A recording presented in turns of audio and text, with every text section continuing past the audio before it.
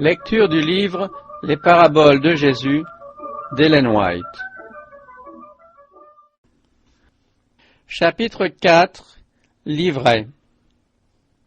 Jésus leur proposa une autre parabole.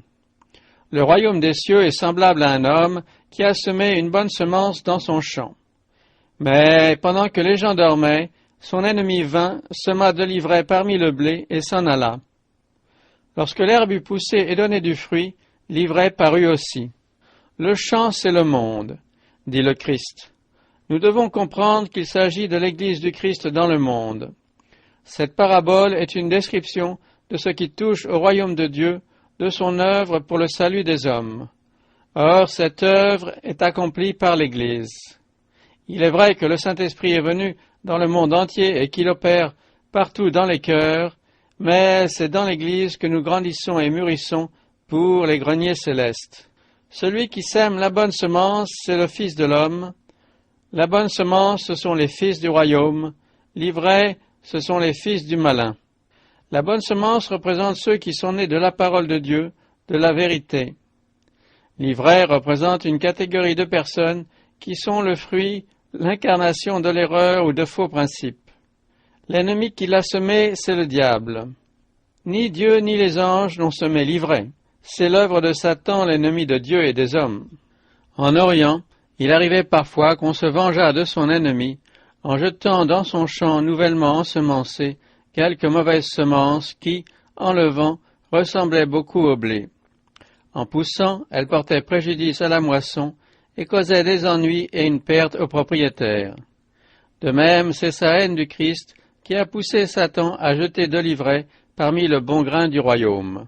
Il attribue ensuite au Fils de Dieu le fruit de ses semailles. En faisant entrer dans l'Église ceux qui renient par leurs actes le caractère du Christ, le malin jette le déshonneur sur la cause de Dieu, présente sous un faux jour l'œuvre du salut et met les âmes en péril. Les serviteurs du Christ éprouvent de la tristesse en voyant dans l'Église un mélange de vrais et de faux croyants. Ils voudraient pouvoir la purifier. Imitant les serviteurs de la parabole, ils sont prêts à arracher l'ivraie. Mais le Seigneur leur dit, « Non, de peur qu'en arrachant l'ivraie, vous ne déraciniez en même temps le blé. Laissez croître ensemble l'un et l'autre jusqu'à la moisson. » Le Seigneur nous a enseigné clairement que ceux qui s'obstinent dans un péché manifeste doivent être retranchés de l'Église. Mais il ne nous a pas chargés de juger le caractère et les mobiles des autres. Il connaît trop bien notre nature pour nous confier une pareille mission. Si nous tentions d'enlever de l'Église tous ceux que nous supposons ne pas être d'authentiques chrétiens, nous commettrions sûrement des erreurs. En effet, nous considérons souvent comme désespérés le cas de certaines âmes que le Seigneur attire à lui. Si nous les traitions selon nos vues imparfaites, nous risquerions de leur enlever la dernière lueur d'espoir. Parmi ceux qui se croient chrétiens, beaucoup se trouveront parmi les réprouvés au dernier jour, tandis que beaucoup d'autres, que leurs voisins jugeaient indignes, auront accès aux portes du ciel. L'homme juge d'après l'apparence, mais Dieu regarde au cœur.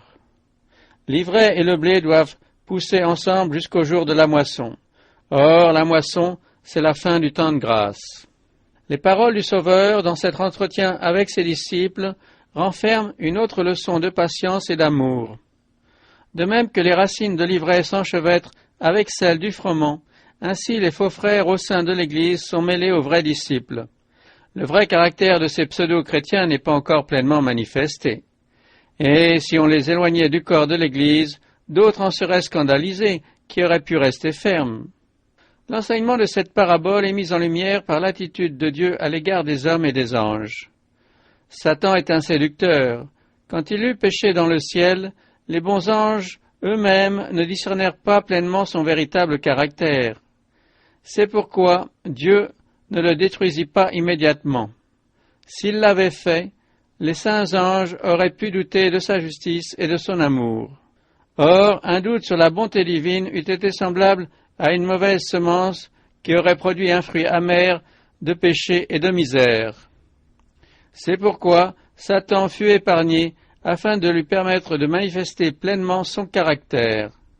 Depuis de longs siècles, le Seigneur a supporté le spectacle angoissant du mal, il a consenti au don infini du calvaire plutôt que de voir des âmes séduites par le malin, car il n'était pas possible d'arracher l'ivraie sans mettre en danger l'existence du bon grain. N'aurions-nous pas autant de patience à l'égard de nos semblables que le Seigneur du ciel et de la terre à l'égard de Satan? Le monde n'a aucune raison de douter des vérités chrétiennes parce qu'il y a des membres indignes dans l'Église. Et les chrétiens, à leur tour, ne doivent pas se décourager parce qu'ils coudoient de faux frères.